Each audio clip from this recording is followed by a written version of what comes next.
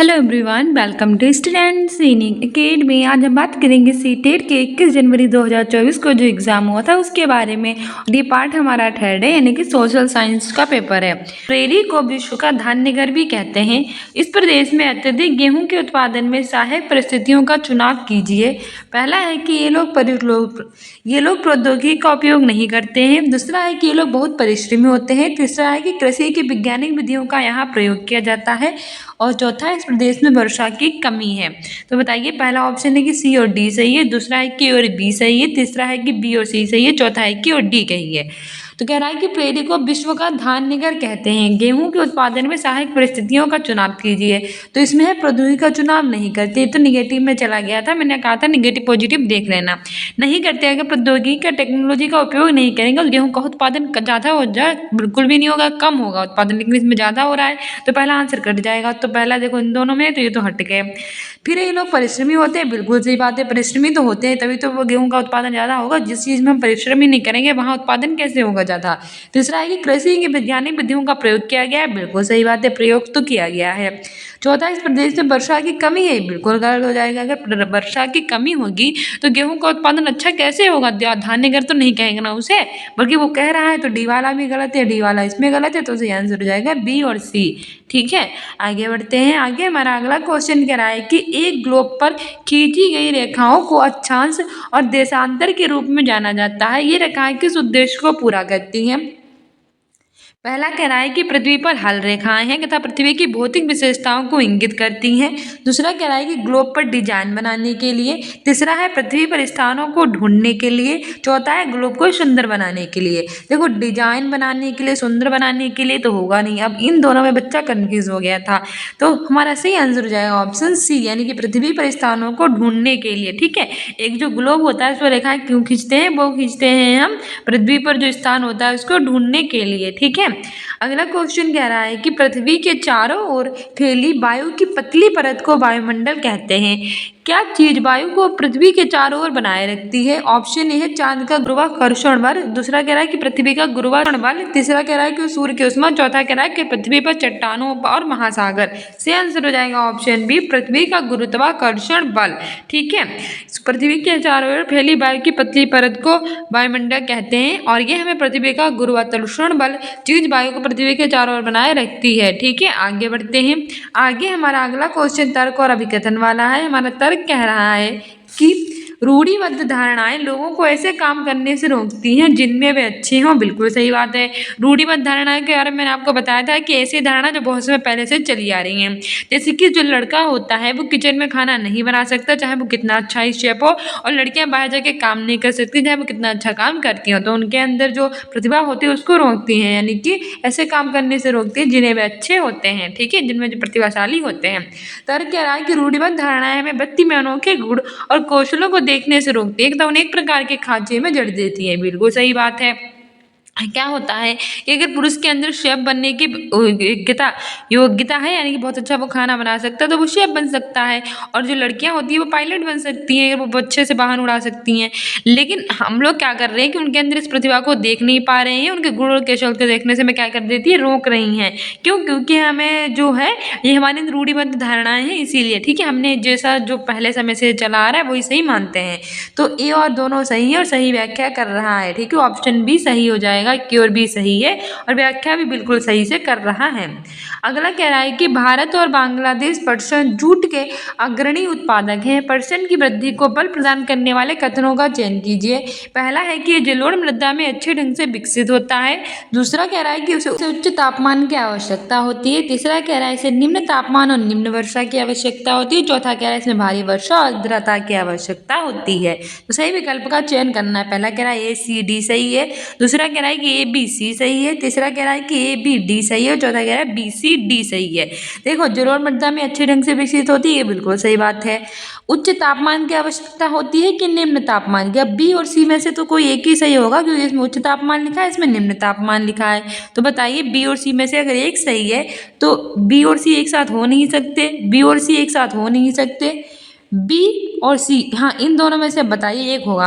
अब भी कह रहा है इसमें भारी वर्षा और आर्द्रता की आवश्यकता होती है, इसमें निम्न वर्षा की आवश्यकता होती है, या तो भारी वर्षा की होगी या तो निम्न वर्षा की। अब सी डी में से एक होगा, तो ये सी डी एक साथ दे दिया गया हो तो गलत हो जाएगा, तीसरा सही हो जाएगा।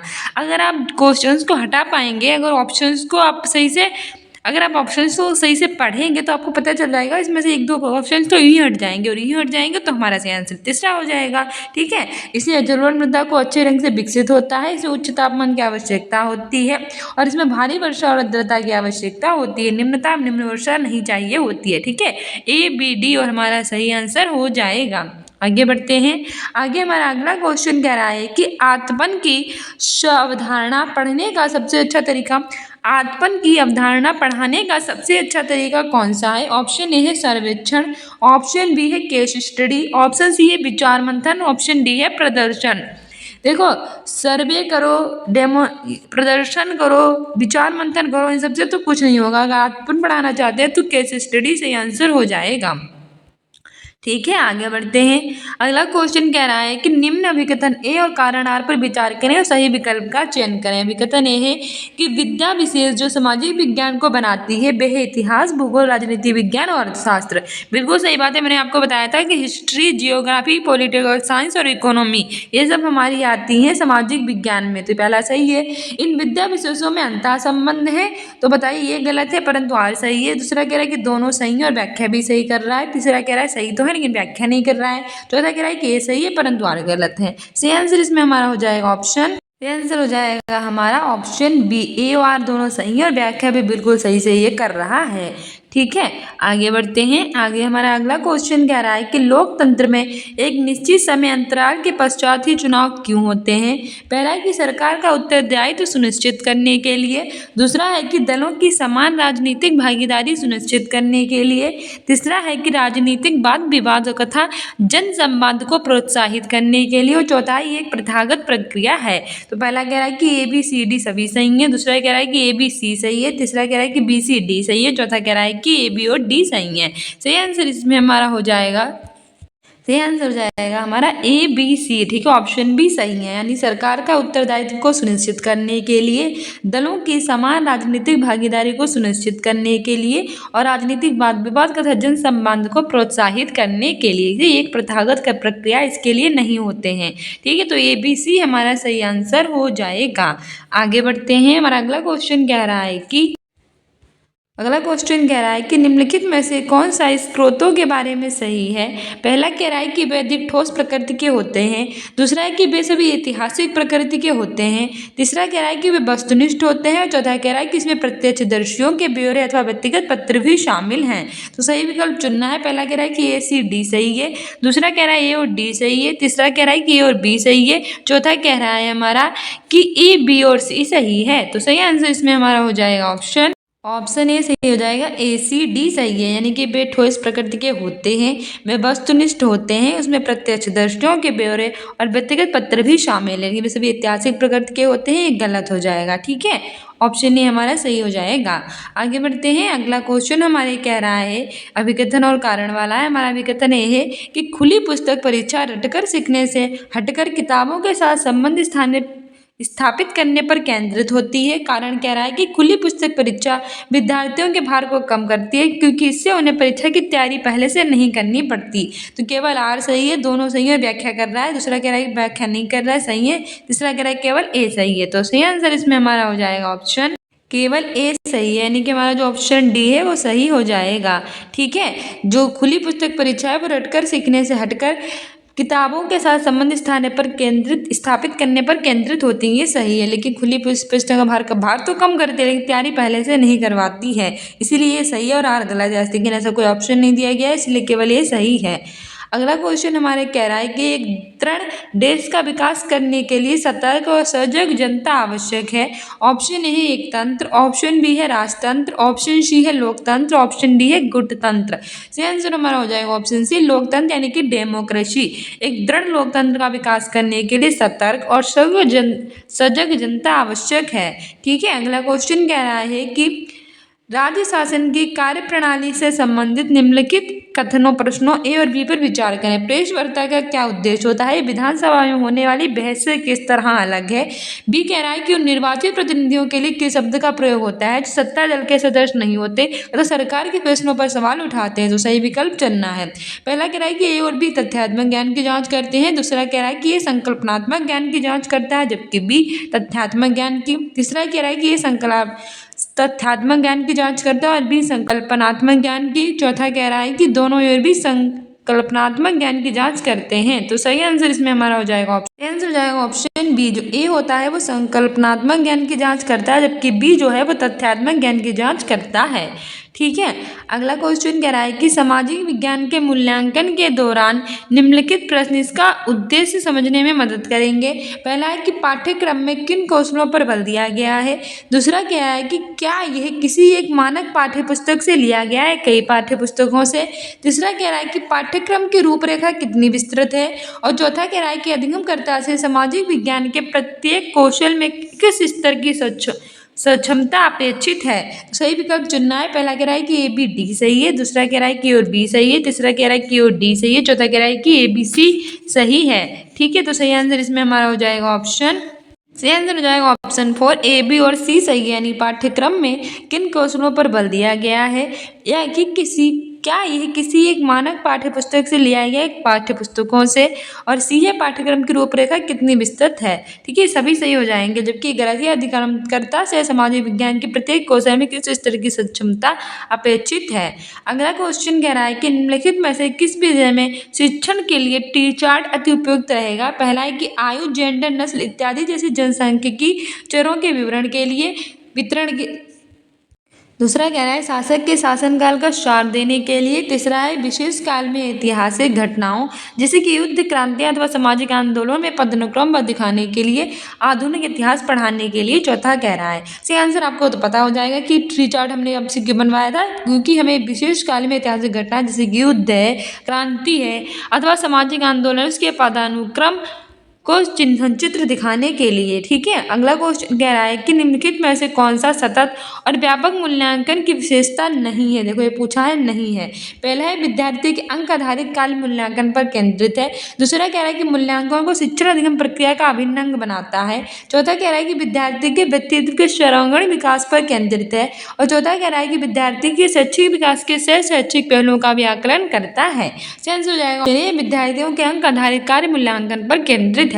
मूल्यांकन भी अंकों की बात नहीं करता है, शिक्षण अधिगम की प्रक्रिया का अंग होता है, विद्यार्थी के व्यक्तित्व का विकास करता है और शैक्षिक विकास के शैक्षिक पहलुओं का भी आकलन करता है। ठीक है, पहला वाला गलत हो जाएगा। क्यों हुआ? अंक आधारित कार्य मूल्यांकन पर केंद्रित है ये कह रहा है, लेकिन ऐसा नहीं होता है। ठीक है, आगे बढ़ते हैं।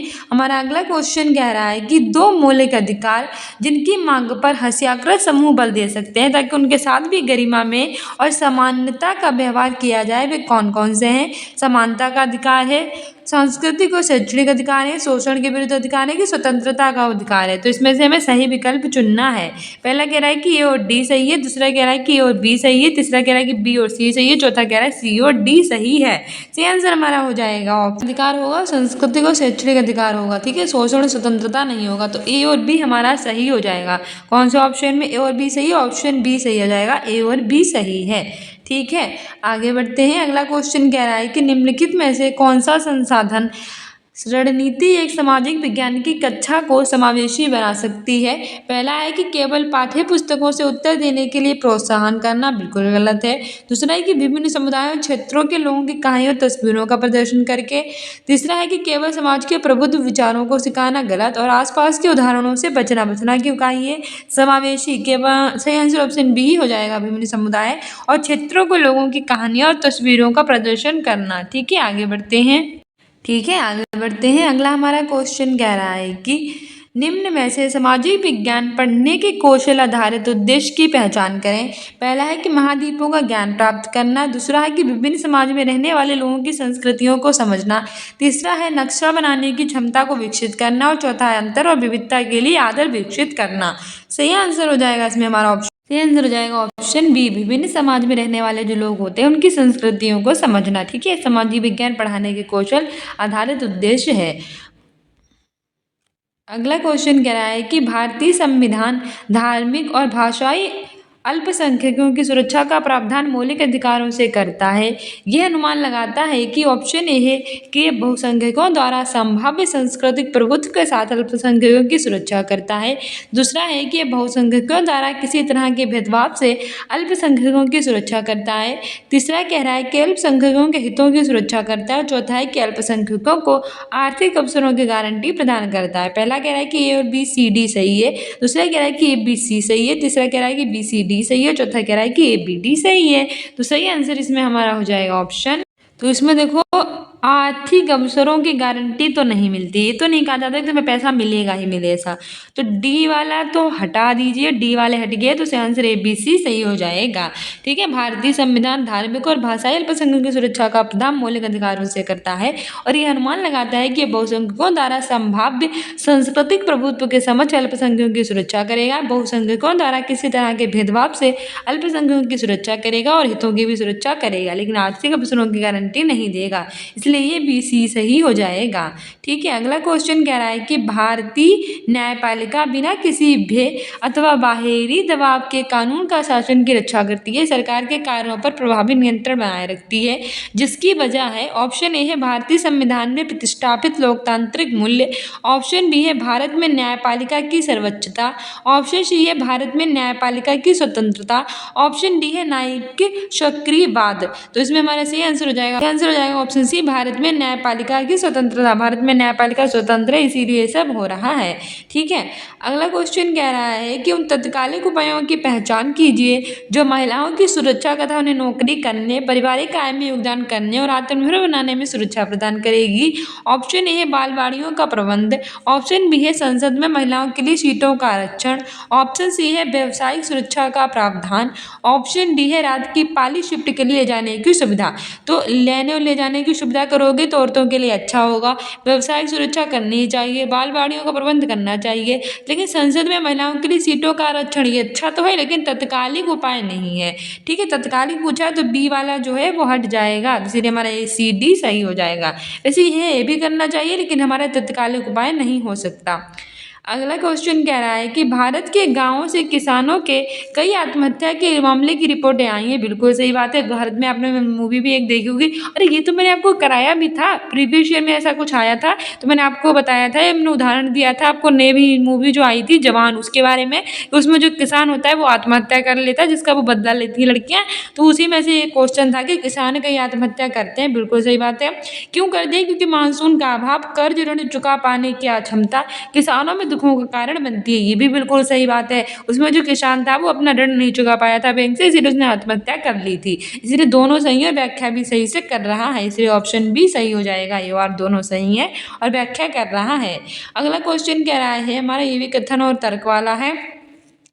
अभिकथन है कि प्रारंभिक स्तर पर सामाजिक विज्ञान का शिक्षण महत्वपूर्ण है। बिल्कुल सही है, ये बच्चों को सामाजिक विज्ञान मामलों के प्रति संवेदनशील बनाता है, विभिन्नता और विविधता के लिए सम्मान विकसित करता है। तो बताइए सही विकल्प कौन सा है? पहला कह रहा है कि पहला गलत है लेकिन आज सही है, दूसरा है कि दोनों सही है, सही व्याख्या करते हैं। सही, तीसरा कह रहा है कि दोनों सही तो है लेकिन व्याख्या नहीं कर रहे हैं। चौथा कह रहा है कि ये सही है लेकिन आज गलत है। सही आंसर इसमें हमारा हो जाएगा ऑप्शन सही हो जाएगा ए, और दोनों सही है, सही व्याख्या करता है। कह रहा है कि सामाजिक विज्ञान पाठ्यक्रम के भार को कम करने के लिए निम्नलिखित में से क्या सबसे उपयुक्त है?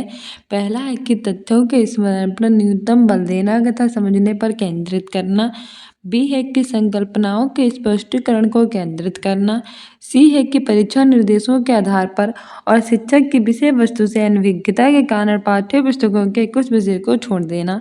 सही विकल्प चयन करना है। पहला है कि पहला तीसरा सही है, दूसरा है कि पहला दूसरा और तीसरा सही है, तीसरा ऑप्शन कह रहा है कि पहला दूसरा सही है, चौथा ऑप्शन कह रहा है कि दूसरा और चौथा सही है। तो किसी भी टीचर को पाठ्य पुस्तक को छोड़ना नहीं चाहिए, तो सी वाला तो गलत हो जाएगा। तो इसमें भी सी गलत है, इसमें भी सी गलत है, इसमें भी सी गलत है। सही आंसर हो जाएगा ऑप्शन डी सी। ठीक है, ए और बी सही है। तथ्यों के स्मरण पर न्यूनतम बल देना चाहिए, समझने पर केंद्रित करना चाहिए और स्पष्टीकरण भी केंद्रित करना चाहिए संकल्पनाओं के। ठीक है, आगे बढ़ते हैं। अगला क्वेश्चन कह रहा है कि औद्योगिक क्षेत्र में स्थित कई कारखाने तथा फैक्ट्रियों में अस्थायी श्रमिक को रखा जाता है, क्योंकि पहला है कि उन्हें अपनी सुविधा अनुसार रख कर निकाल सकते हैं। दूसरा है कि वे स्थायी कर्मियों को मिलने वाले वेतन और अन्य नौकरी संबंधी हित लाभों पर बचत करते हैं। तीसरा है कि अस्थायी कर्मी बिना समयोपरि भत्तों की मांग के लंबे समय तक काम करते हैं। और चौथा कह रहा है कि स्थायी कर्मियों की तुलना में अस्थायी कर्मी अधिक परिश्रमी होते हैं। तो सही विकल्प चुनना है। पहला कह रहा है कि पहला, दूसरा, तीसरा, चौथा सही है। दूसरा कह रहा है कि पहला, दूसरा, तीसरा सही है। तीसरा कह रहा है कि दूसरा, तीसरा और चौथा सही है। चौथा कह रहा है कि पहला, दूसरा और चौथा सही है। ठीक है, तो ये वाला गलत हो जाएगा कि स्थायी कर्मियों की तुलना में अस्थायी कर्मी अधिक श्रमिक होते हैं। तो डी वाला हटा दीजिए। डी वाला ये है, यहाँ डी वाला है और यहाँ भी डी वाला है। सही आंसर हो जाएगा ऑप्शन बी। ए और बी सी सही हैं। ठीक है, और ए बी सी सही है। आगे बढ़ते हैं। आगे हमारा अगला क्वेश्चन कह रहा है कि ऐसा संभव है कि आपकी कक्षा में हाशियाई समुदाय के छात्र भी हों, इसीलिए जब आप अपने हाशिया कन्नड़ पर कक्षा में बात कर रहे हो तो विषय वस्तु प्रस्तुत करते हुए आपको निम्नलिखित में से किन बातों का ध्यान रखना चाहिए। पहला है कि खास समुदाय का नाम लेने पर उन समुदायों से आए लोग असहज महसूस कर सकते हैं। दूसरा कह रहा है कि इस तरह के मुद्दों को संवेदनशीलता से संभालना चाहिए। तीसरा कह रहा है कि कुछ छात्र अपने साथ हुए भेदभाव को साझा करने में शर्मिंदगी महसूस कर सकते हैं। चौथा कह रहा है कि विद्यार्थियों से जबरन अपने अनुभव साझा करना ना चाहिए। उपयुक्त विकल्प चुनना है। तो विद्यार्थियों से अपने अनुभव साझा कराने के लिए जबरदस्ती नहीं करनी चाहिए, क्योंकि जब उनका मन हो तो वो साझा कर सकते हैं। अगर उनका मन नहीं तो उन्हें साझा करने के लिए किसी जबरदस्ती नहीं करनी चाहिए। तो डी वाला तो हमारा गलत हो जाएगा और हमारा सही आंसर ए बी सी हो जाएगा। ठीक है, बाकी सभी सही हैं। अगला क्वेश्चन कह रहा है कि निम्नलिखित में से कौन सा कथन नैदानिक मूल्यांकन का असंगत चित्रण है। पहला है कि प्रायः औपचारिक कक्षाओं के बाद किया जाता है। दूसरा है कि इसका उपयोग कक्षा के सभी विद्यार्थियों द्वारा सीखी उपलब्धियों की तुलना करने में किया जाता है। तीसरा है कि इसका संचालन शिक्षण प्रक्रिया के दौरान किया जाता है। और चौथा है कि यह सीखने में आने वाली परेशानियों की पहचान में मदद करती है। तो ये तीनों सही हैं। और औपचारिक कक्षाओं के बाद किया जाता है, ये गलत हो जाएगा। ठीक है, असंगत पूछा इसलिए ऑप्शन ए सही हो जाएगा। आगे बढ़ते हैं। अगला क्वेश्चन कह रहा है कि एनसीएफ 2005 के अनुसार स्कूली शिक्षा के किस स्तर पर सामाजिक विज्ञान के विषयों को स्वतंत्र रूप से पाठ्य पुस्तकों में विद्यार्थियों से परिचय कराया जाता है। तो सही विकल्प चुनना है। पहला है कि उच्च प्राथमिक स्तर, दूसरा है प्राथमिक स्तर, तीसरा है उच्च प्राथमिक स्तर, तीसरा है माध्यमिक स्तर।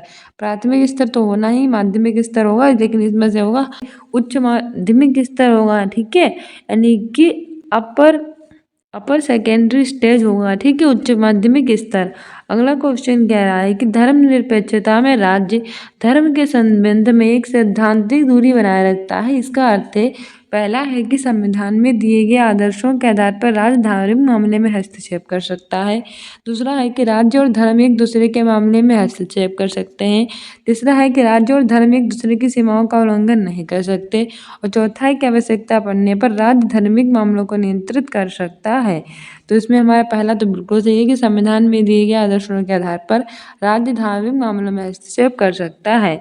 तो बताइए, इसमें पहला नहीं है तो ये हट जाएगा, इसमें भी नहीं है तो ये भी हट जाएगा।